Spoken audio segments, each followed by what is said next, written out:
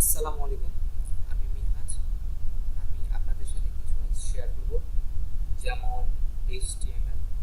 HTML কি, এর basic information কি, তা আসলে কি, এটা কি জিনিস, করে কাজ করে। প্রথমেই আমরা যাব নোটপ্যাডে। যেমন দেখুন, আমি আগে থেকে কিছু লিখে রেখেছি। এই যে এসব এসব কি?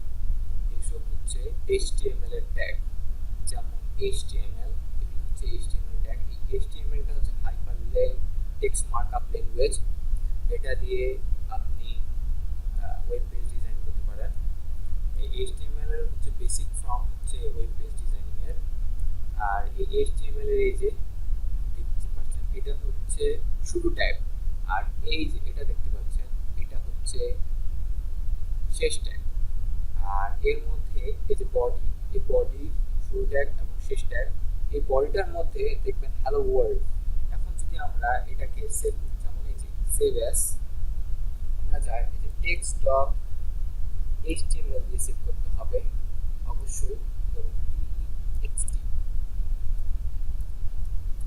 এই যে দেখুন টেক্সট ডট এইচটিএমএল, এটাই হচ্ছে এটার ফুল ফর্ম। মানে এইচটিএমএল ছাড়া এটা সেভ করা যাবে না, নাহলে এটা ওয়েব পেজ হিসেবে কাজ করবে না।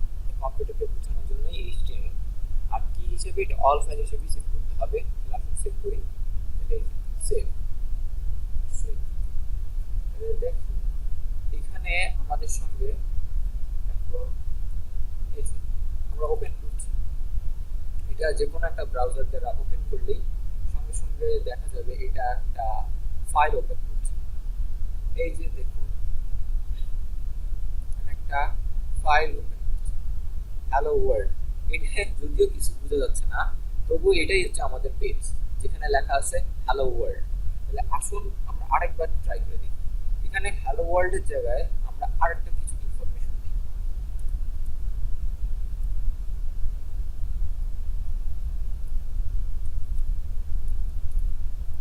এই যে দেখুন, দেখুন এখানে বি, এটা একটা ট্যাগ, এটা হচ্ছে বোল্ড ট্যাগ। মানে আপনার লেখাটাকে এখানে বোল্ড করে দিন। তাহলে আসুন